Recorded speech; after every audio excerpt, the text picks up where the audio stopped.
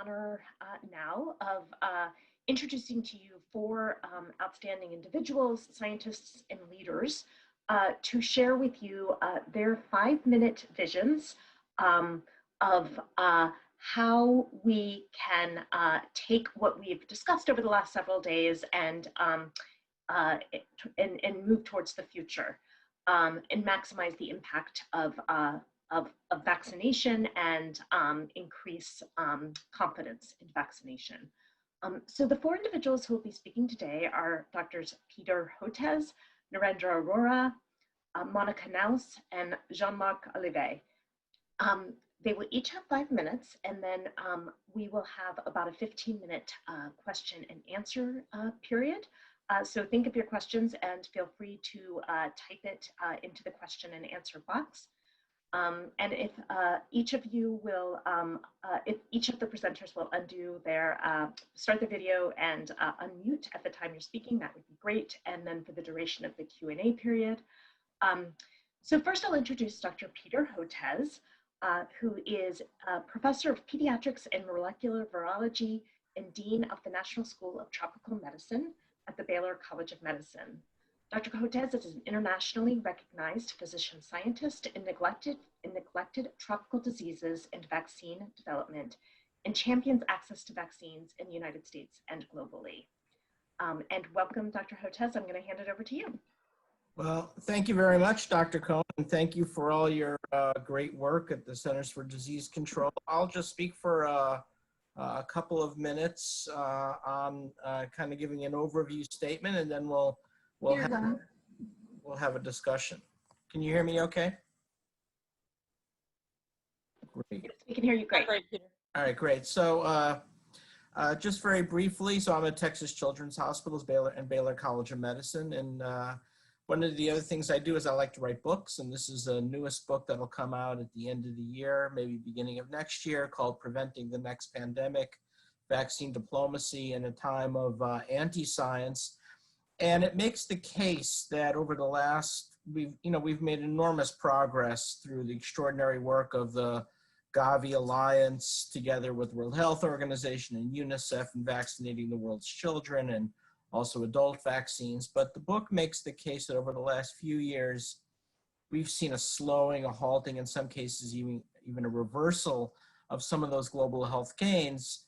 And it's happening not because of a constellation of social determinants, including war and political collapse or instability, urbanization, deforestation, also with climate change and this rise in anti-science. And the book identifies some hotspot areas, which at the surface doesn't seem like they'd have a lot in common with each other. Why would the Arabian Peninsula and Africa and Central Latin America have much with Texas and the Gulf Coast? But it makes the case that we are seeing these commonalities in slowing or reversing our gains. And a piece of that also has to do with COVID-19, where in the book I talk about this unexpected level of poverty-related diseases in the group of 20 nations. And you might say, well, that doesn't make a lot of sense if they're G20 countries. Why are there poverty-related diseases? And when we add up the total number of cases of poverty-related diseases, such as leishmaniasis or Chagas disease or dengue or tuberculosis, the list goes on, they're overwhelmingly among the poor living among the wealthy in G20 countries. And this is a new instant book that's also just come out called Poverty and the Impact of COVID-19, because COVID-19 is very much operating along those same principles, that it's the poor living that are disproportionately being affected by COVID-19 in Brazil and India and even in the United States, where it's emerged as a terrible health disparity, decimating African-American and Hispanic communities, particularly here in Texas and in the southern United States. And now, of course, we're moving towards vaccine development for COVID-19. And unfortunately, you would have thought that with the people clamoring for a COVID-19 vaccine, the anti-vaccine movement would have retreated a bit. And unfortunately, they've gained strength, paradoxically, to the point where we have this very difficult situation now around Operation Warp Speed that seems to be in some ways enabling the anti-vaccine movement, because if you look at the history of the anti-vaccine movement, and as many know, I've gone up against them for years with their false claims that vaccines cause autism and other chronic illness, because I have a daughter with autism and wrote this book a few years back called Vaccines Did Not Cause Rachel's Autism. The other things they allege is that vaccines are rushed, they're not adequately tested for safety, that there are conflicts of interest between the pharma companies and the US government, all under the banner of what they call health freedom. So what you've seen now is the anti-vaccine groups have enlarged their remit to not only campaign against COVID-19 vaccines. It turns out none of these things are really true listed on the left, but the lack of messaging coming out of the White House and Operation Warp Speed has enabled these anti-vaccine groups. And now they're expanding their remit to campaign against masks and contact tracing, and it's really created quite a public health mess. So I'll stop there and just say, and here's the book that's coming out, that I think where we're headed is a bit of an epic struggle. We are making great progress on vaccines. I think we'll have multiple COVID-19 vaccines come out next year. We also have a new recombinant vaccine code for COVID-19 that we're accelerating production now in India with biological E, but countering it are some very aggressive 21st century forces that we never would have dreamed a few years back would have been such hurdles, like poverty, political collapse, climate change, and anti-science. So Amanda, Dr. Cohn, thanks so much, and I'll stop there and go on to the others. Great, thank you so much, Dr. HOTEZ. I think you set up the epic struggle incredibly well. We're gonna shift over to Dr. Narendra Arora, who is the Executive Director of the Inclen Trust International in New Delhi, India.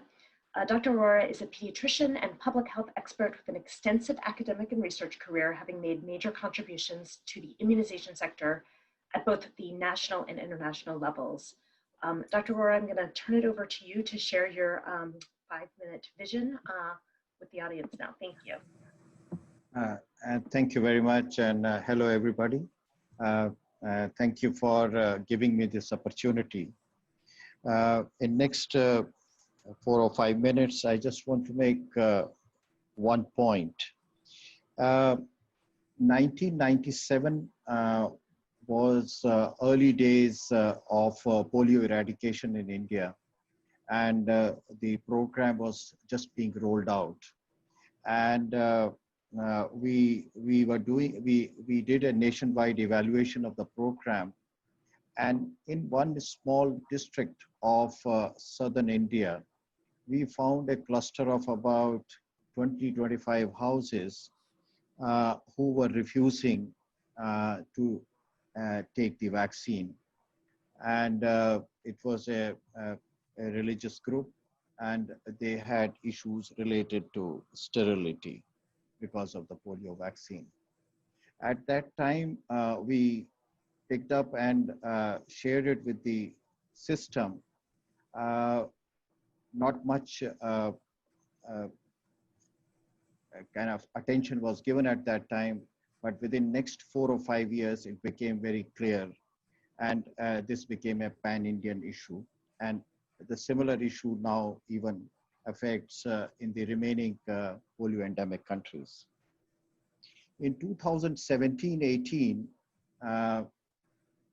measles and rubella wide age immunization campaign was conducted in India. Almost 450 million children below 15 years were immunized. And again, in the beginning, in the initial part, there were these issues of autism. And again, in South India, because South India is normally, the vaccination coverage is 90-95%, but it fell down to around 30% around that time.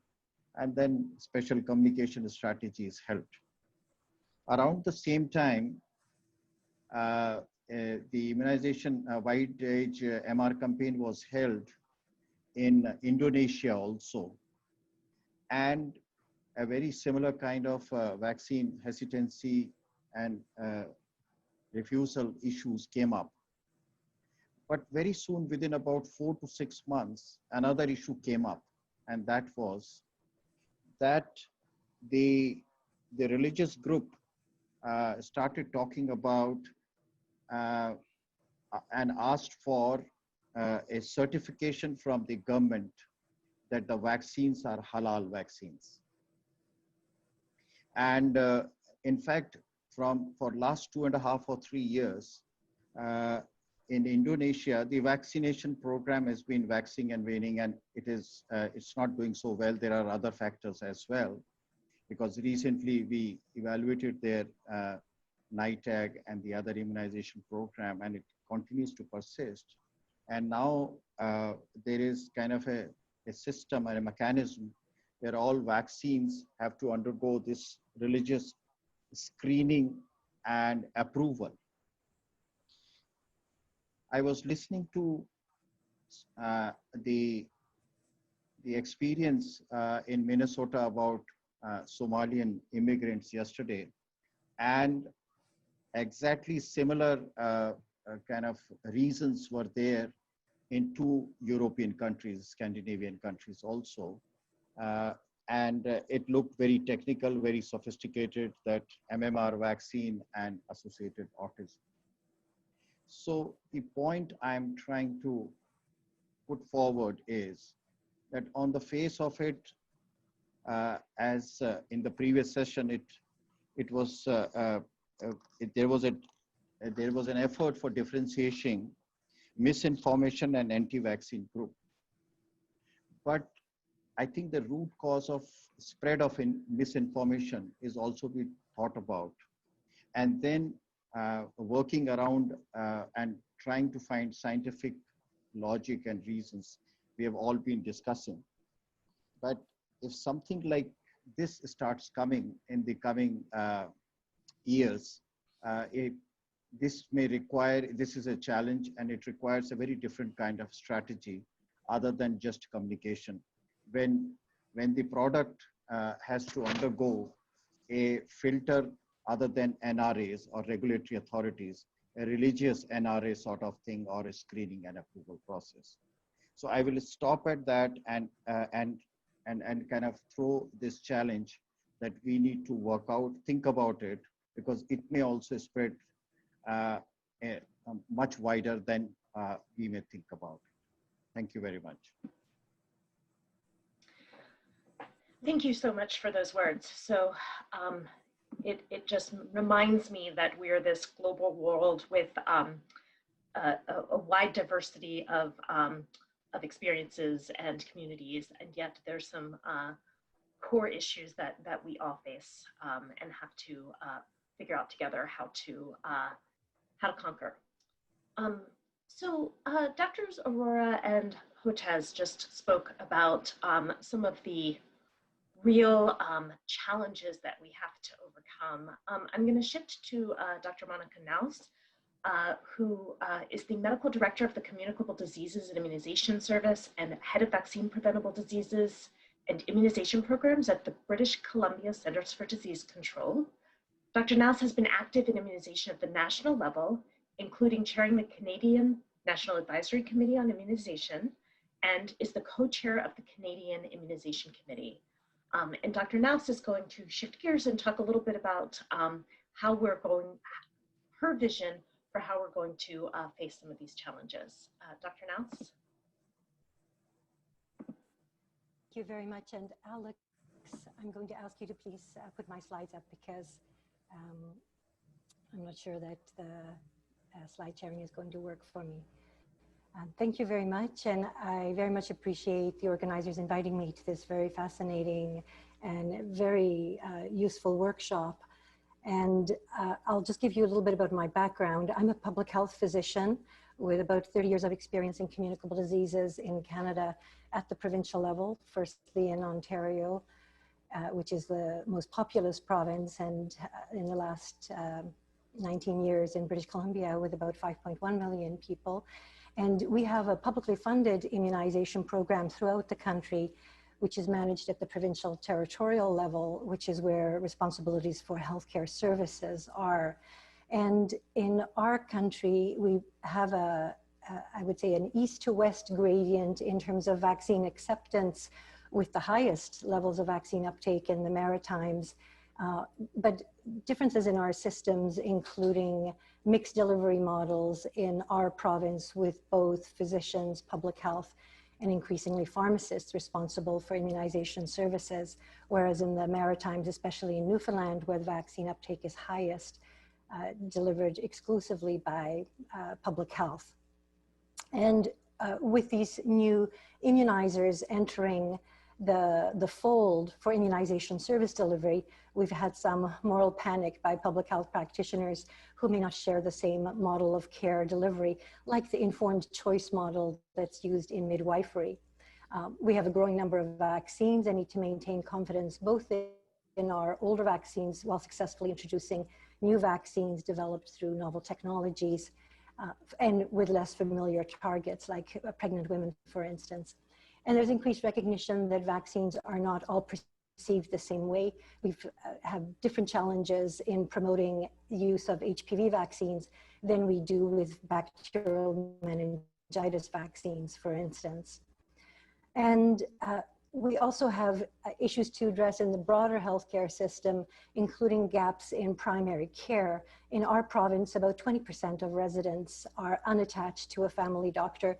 There's increasing use of walk-in clinics, and there's less ability to have a relationship with a trusted healthcare provider, which we've heard repeatedly is the most important driver of vaccine acceptance and an important area of research to understand whether it's possible to establish that trust very quickly with a provider that you may be seeing for the first time at any given visit. We also need to identify efficiencies in our programs because immunization is a public health program that ultimately has to be delivered on a one-on-one basis. We don't have a way to put vaccines in the water supply.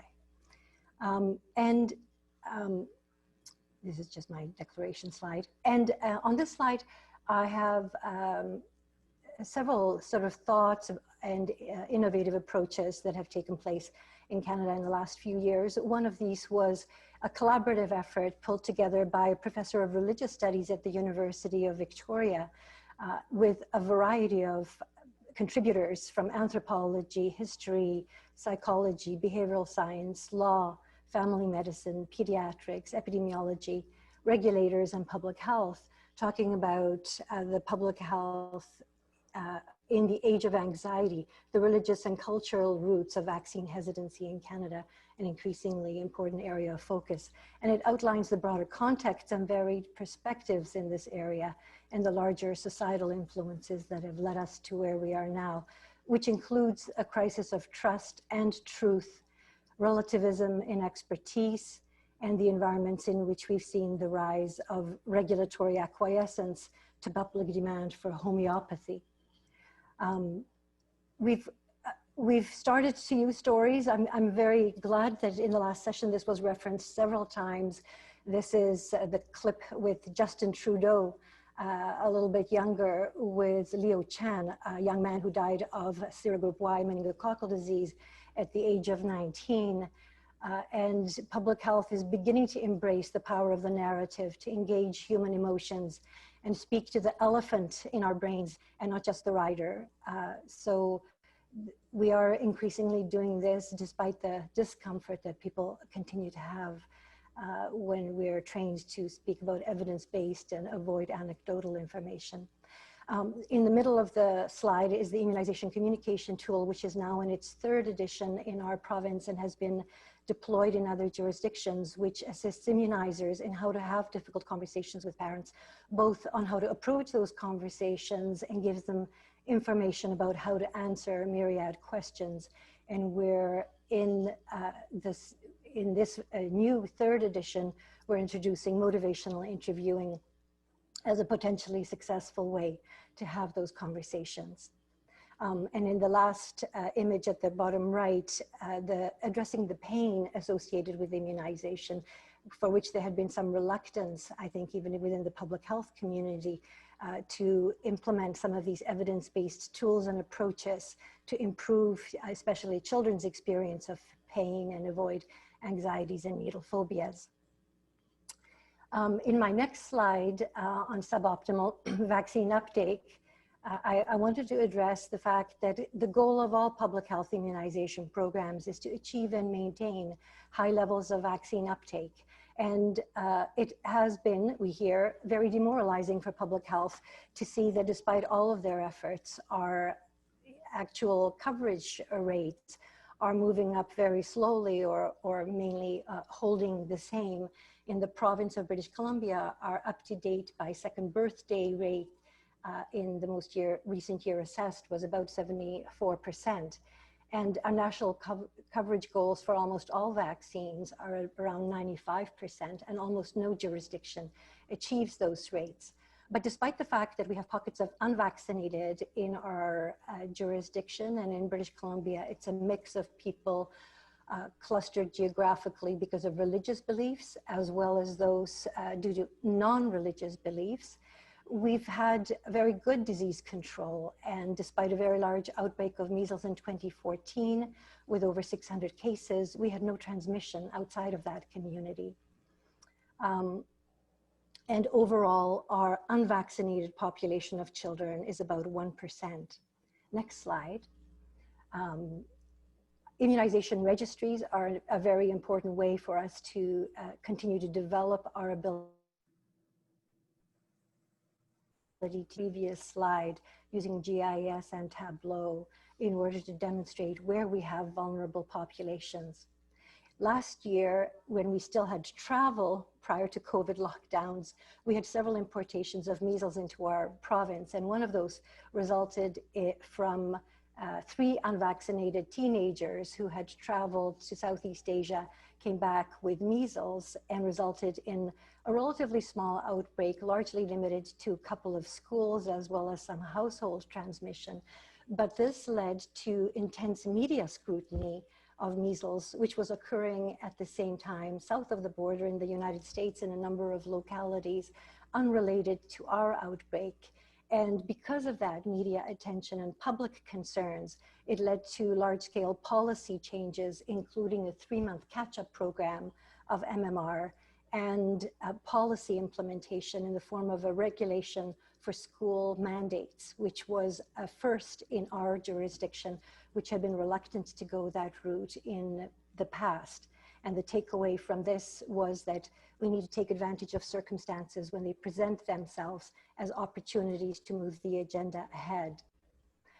And on the next slide, for the next generation, I'll just speak to a platform that's been launched in many schools throughout Canada called Kids Boost Immunity, that uses a gaming platform in engaging the next generation Z or Z with online education that addresses health literacy in the vaccine area, several aspects of the school curriculum, critical thinking skills, including critically appraising misinformation, and has been supported now by the Public Health Agency of Canada, with interest also by several countries outside of Canada. It motivates kids through a gaming platform with leaderboards to track student learning outcomes and encourage friendly competition. And in pilot evaluations, it's improved knowledge and increased support for immunization among students, and it meets the needs of the teachers as well. In my final slide here, we've got the James Gillray bovine traits developing after cowpox vaccine. Just a reminder that we need to be here to play the long game. Vaccine misinformation and panic about vaccines has been here for a very long time. And my religious studies colleague, Paul Bredemet, has advised that the moral panic will fade away. And so I'd like to be there on the optimistic side of this equation. COVID vaccines provide the opportunity for us to move ahead on these issues. And mask wearing, I think, during COVID has shown us that sometimes the public are more ready to accept new ideas than we give them credit for. We need to engage the silent majority, including kids and young people, because the majority are supportive of immunization and they need to have safe ways to have these conversations. But we need to meet their needs, both at the population level, at the group level, and at the individual level, and to engage immunizers of all types through innovative approaches while continuing to build our infrastructure, including immunization registries and information systems and efficiencies in doing those. I really appreciate our ability now through the web interfaces like Zoom to spread information from forums such as these, to share information, successful strategies, and avoid reinventing the wheel, because so much of what we face across the world is very similar. And some of these tools, while we need to test them in our own local geographies, probably have a lot of applicability. And I'd like us to also be encouraged by vaccine hesitancy as an affirmation of the wonders of the body, of nonviolence, things like universal harmony and peace, because some of those issues, as Ethan very nicely outlined, are coming from a good place. Thank you very much. Thank you so much, Dr. NAUS. That was inspiring, and really appreciate sort of understanding how large the challenge is, but the opportunities ahead. I just want to remind the panelists before I introduce the next speaker that, not the panelists, excuse me, the participants, to please type in any questions that you have for these four speakers for the question and answer period. Otherwise, I will get to ask all the questions. So please think about your questions. And in the meantime, I would like to introduce Dr. Jean-Marc Olivet. Dr. Olivet is an independent consultant who has had an extensive career in medicine at WHO, working on vaccine issues in various locations around the world. He's been appointed chair of several polio technical advisory groups, and has been a member of various WHO vaccine-related advisory groups and reviews. So I'll pass it off to you for the final 5-minute vision. Okay, thank you, Amanda, and hello to everyone. First, I would like to thank the National Academy of Science for having invited me, and I really enjoyed this 4-day seminar, where many aspects of improving vaccine acceptance and uptake were discussed with experience from in various contexts.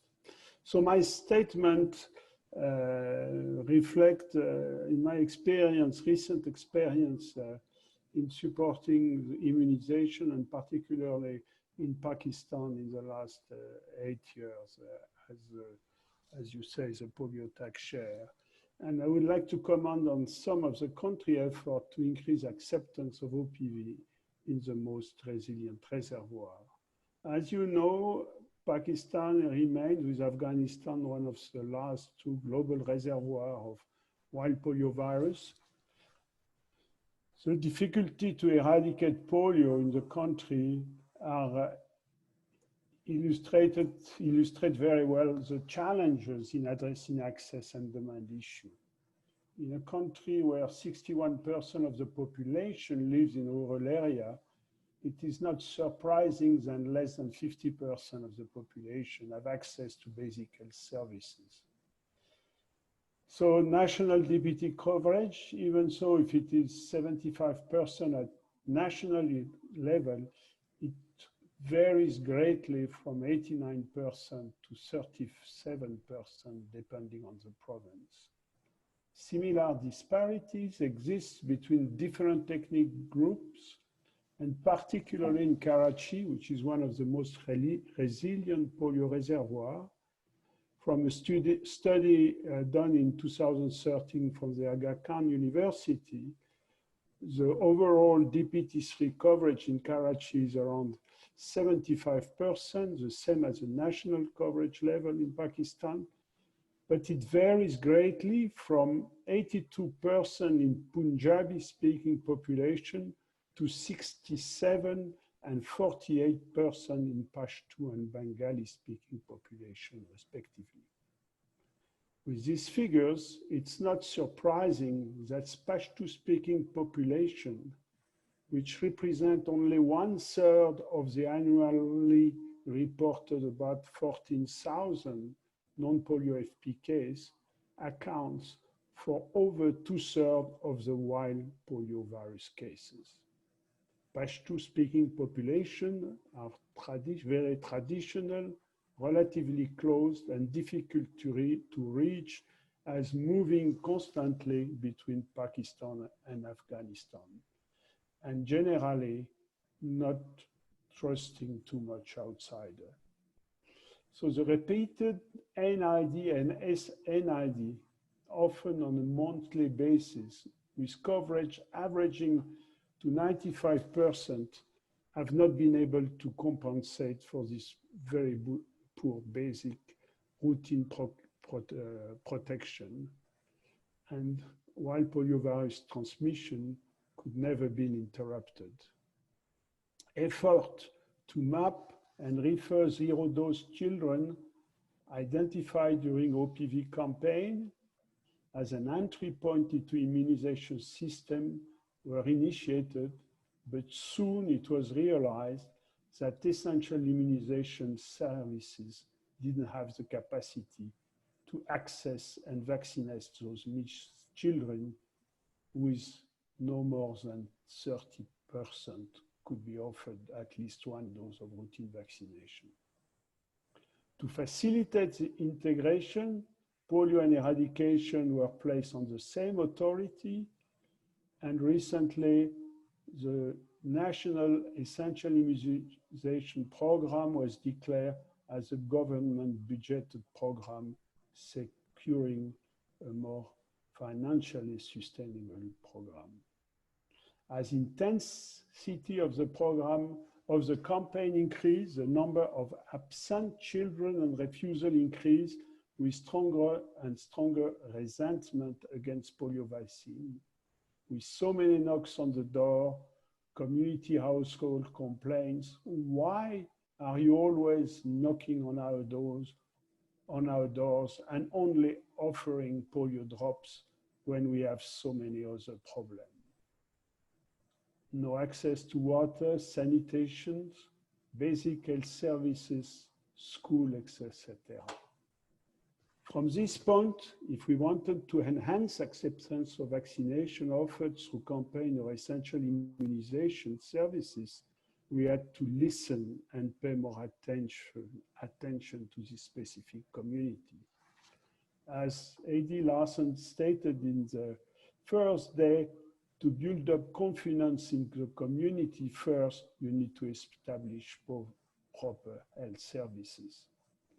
So the health service capacity was reinforced in some of the specific high-risk community, were revamped, opening new facility, addressing human resource issue as lack of accountability, shortages of female health workers, and staff able to speak Pashto. And all this was done with the participation of local authority, local influencer, and NGOs. With this revamped and newly created health facility, an integrated service flow was established, directing children from birth registration to EPI screening, nutrition screening, administrating the necessary vaccine, nutrition counseling, providing needed food supplement, and finally reaching the outpatient clinic with, as a final step, getting the necessary medicine. To get health services closer to the community, integrated outreach services were also organized with catch-up integrated vaccination, child health day, referring nutritional problem, promotion of breastfeeding and hygiene, and birth registration. Some of the other urgent demands were also addressed with engagement of these communities in building water wells, installing the filtration station, and supporting waste management. From this effort, in this specific community between 2018 and 19, DPT coverage could double, increasing from 17 to 38%, and IPV more than double from 17 to 42%. Evidently, due to COVID, in 2020, those progress have been halted, but figures have not come back to the 2018 ones. It is hoped that the provision of integrated service will improve community condition and, by extension, trust in the health system and positive perception toward vaccination and ultimately toward polio vaccination to enable the final interruption of wild polio virus circulation in this last persistent reservoir. Thank you. Thank you so much, Dr. Olivet. Very well said. And I think all four of your points really wrap up well many of the things that have been discussed in more detail throughout the last several days, while also framing all of the incredible challenges we have ahead. For the question and answer workshop, I want to encourage participants to ask questions in the Q&A. I'm going to start with the first one, and I'm hoping that we can get an answer from each of you, but it means in order for us to spend the next 15 minutes or so asking questions, I'm going to kind of rapid fire a couple at you and ask for each of your sort of what comes to your head immediately. So Dr. Olivet, for the first question, Dr. Olivet mentioned that we've seen actually a decline in immunization services in this pandemic. And we all know that we have to intensify our efforts to get back to where we were before this pandemic. But what opportunity do each of you see in this pandemic to be in a better place with vaccine acceptance and coverage rates than we are today? We'll go down the line. Dr. HOTEZ, I'll start with you. Yeah, no, this is a very troubling time. You know, as you've reported from the Centers for Disease Control, there has been a pretty steep decline in MMR vaccination coverage in the United States, for instance, due to the previous emergency order. And fortunately, it's starting to recover, but I'm worried that we won't get back to full capacity. And the reason I'm worried is because of the anti-vaccine movement being so aggressive. So the worst case scenario would be not only having to deal with COVID-19, but also influenza and possibly even measles again. So I think, you know, there's another way to look at that, though, is there's really an opportunity to redouble around vaccine advocacy. And I'm hoping that what we can start looking at is a pretty open and expanded vaccine advocacy campaign in the United States. I think that's going to be really important, and not necessarily even treat COVID-19 vaccinations as separate. You know, build it in the context we need to vaccinate against flu, COVID-19, and all the childhood vaccinations. And so even though this is a very scary time right now, I think there's a new opportunity as well. Great, thank you, Dr. NAUS. Thank you very much for this question too. In thinking about it, I think that what COVID has done is really brought a lot of other talking heads into the sphere, certainly in Canada, because in addition to our leaders at the national level and the provincial health officers, a lot of family doctors, infectious disease physicians, and others are providing very good information to the public through media interviews and other platforms. And I think that that's an opportunity to be more transparent and to engage a broader segment of our immunizer and health workforce in answering the questions that people may have, including parts of the workforce that actually do a lot more frontline speaking to patients than immunizing managers might, because, you know, those of us in public health often work in backroom operations. We're planners, we develop policies and so on. And so I think that it's been very useful and productive that way. And I think what we really need to do is become more transparent with the information as it becomes available to us. There's a lot of information coming out in real time. A colleague of mine says that she's drinking through a fire hose since February, and I think it's true.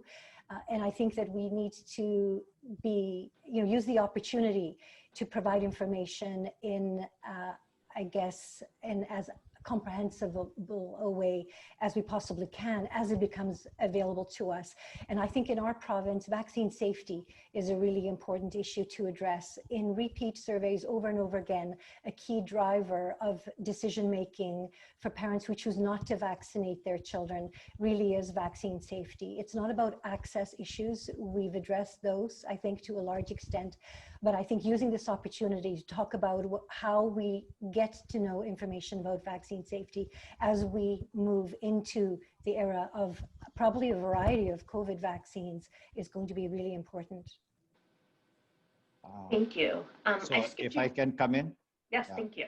So COVID disrupted the health system in general quite significantly.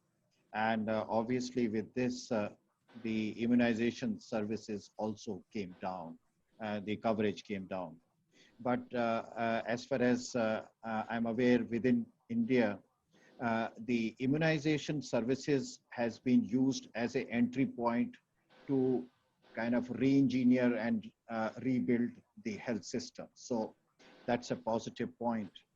The acceptance has been very good, particularly in the context that there is a very high expectation in the community that COVID vaccine would be soon available.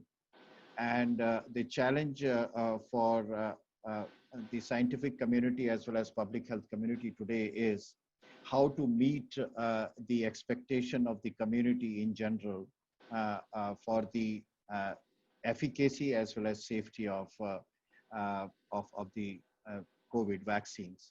And therefore, as many of our colleagues and throughout these 4 days, it has been mentioned that a transparent and upfront and proactive communication strategy would be extremely useful. I will stop at that. Thank you. Thank you. Dr. Olive, do you have anything else to add to that?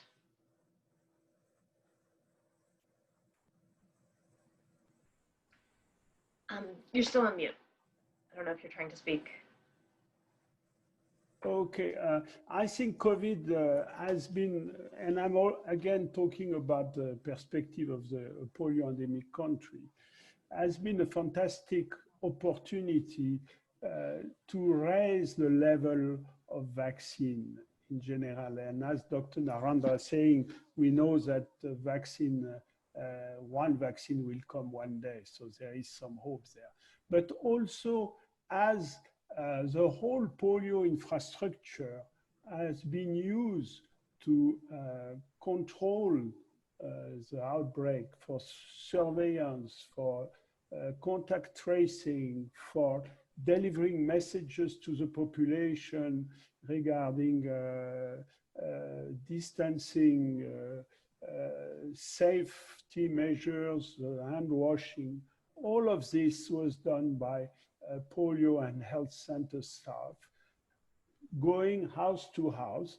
And for once, people realize that those polio and vaccinator could offer something else than only drops.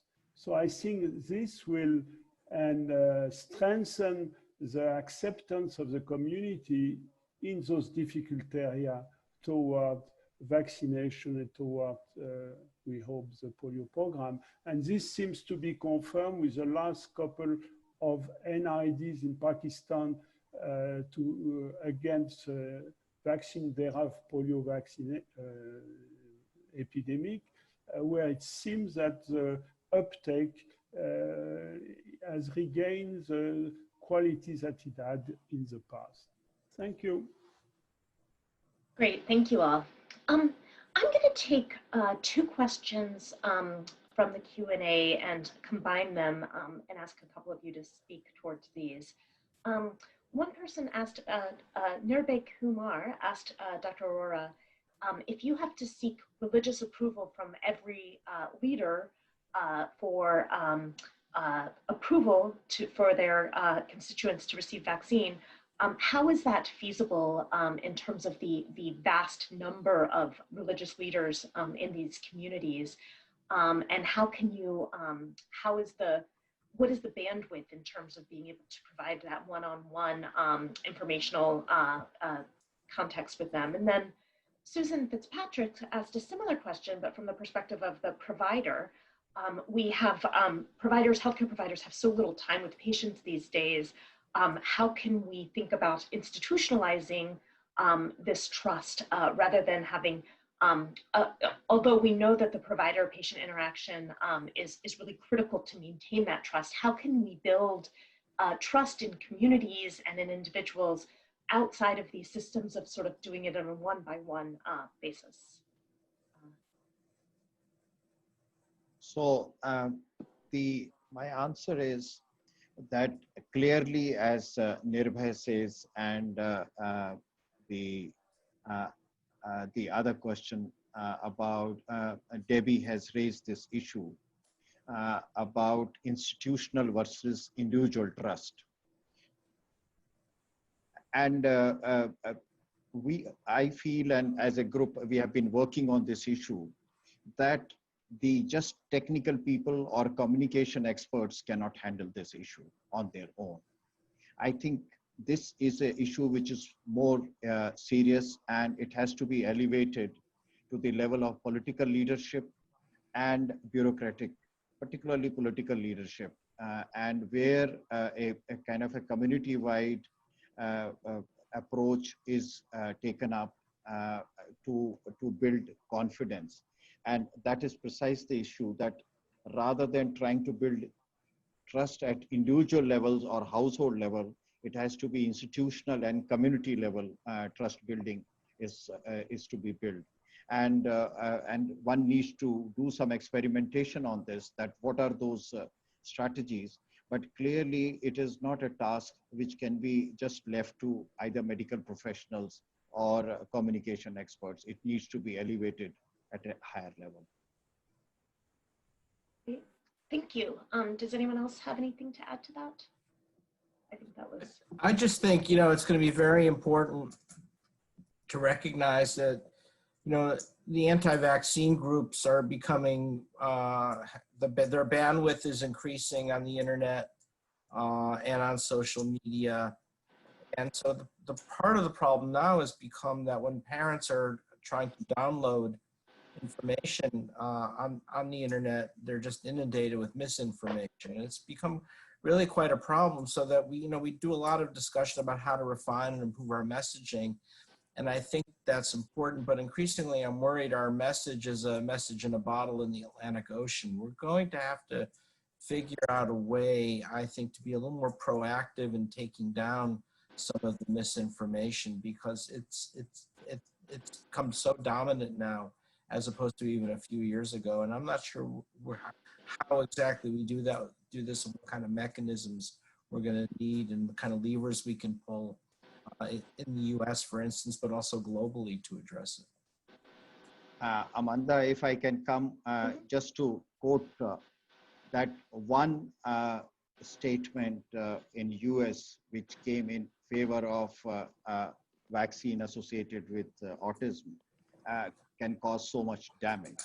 And I think that is why I was trying to say that some of these issues need to be tackled at various levels. And it does make a very important impact that right things should be said at all levels. Over. Great, thank you. I'm going to ask one last question. This is also coming from the Q&As. I'm going to combine two once again a little bit. So the question is, how do we communicate? So how do we both be transparent and explain all of the vaccine safety monitoring and data that comes from that, that we do have? And then how can we translate talking about vaccine data that supports vaccine safety and introduce confidence in the public that we are monitoring safety closely, and here are the data, and how do we sort of talk about information about vaccine in the context of all of this misinformation? This was talked about before in terms of the data versus sort of unsubstantiated claims. Sure, please go ahead, Dr. Arna. So I will just give another example from our country that the AEFI committee was very secretive and was not sharing the causality assessment findings. And this was in fact encouraging and the anti-vaccine lobby. And to the extent that besides the press, they went to the courts also. But the important thing which happened was that we put up all these findings on website from, I was chairing the National AEFI committee. We decided that all the causality assessment, all the cases of serious and severe adverse events, their causality will be put up on web. It practically deflated all the anti-vaccine lobby, and the press stopped giving any attention. So I think that was a very good example of transparency, and which kind of takes care of. It was particularly relevant in relation to pentavalent, and where sudden infant deaths were being attributed to pentavalent vaccine. But as soon as this has come up, I think we are not having much difficulty on that issue from the anti-vaccine lobby. So I think transparency may be in different aspects, but that was one example. Let me just say one thing very quickly, which is I think, often, when talking about COVID-19 vaccines a lot, it's been clear that the American public often does not realize how robust our vaccine safety monitoring system is, and what the CDC and FDA do, not only for phase 3 trials and and what VRBAC is and what ACIP is, but also the monitoring afterwards, the VAERS and the Vaccine Safety Data Link, and at least 2 other systems. I mean, we have some of the most robust vaccine safety monitoring system the world has ever seen. And the American public is often hearing about this for the first time. So I think there needs to be more of an awareness about all the incredible stuff that CDC and FDA are already doing to ensure vaccine safety. Thank you. That's very much appreciated, and something I think trying to, presenting at advisory committees and to all of you about the robust safety system is clearly not enough. We have to translate that into messages for individuals. Before we close, I want to ask, sure, please. Yeah, no, I just want to, one thing is whenever you have adverse event to immunization, I'm talking about the developing country perspective, is to really communicate well from the government and present what you know, what you don't know, and follow up the story with the press, and also educate the press, organize specific training for the press to report really constructive news. So that it's an educational effort, but it's pay at the end. Thank you. No, thank you. I'm taking notes as we think about introducing COVID vaccines in the US and the kinds of things we'll need to do to communicate around our safety monitoring. So that's a great point. Before we close and hand it over to Peter for his final words, I'd like to ask that each of you give the participants and I one word for us to take with us from these sessions, and to sort of, for us to think about. It can be an adjective or an object or something that you can think of to sort of take with us from these sessions and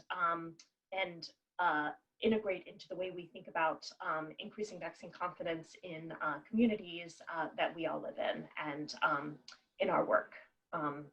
So I'll start with you, Dr. NAUS. I know I just threw this on you, so do you have a word that we can take with us?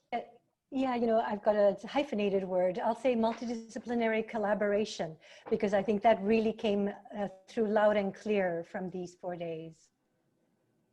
Great, thank you. Dr. HOTEZ, do you have a word? A word, I would say track record. We, an incredible national and global track record of extraordinary success in vaccine safety. Thank you. We can do combined or hyphenated words. Dr. Aurora? Honest and proactive. Great. And finally, Dr. Olivet? Yeah, build trust. I think trust is extremely important. Great. Thank you.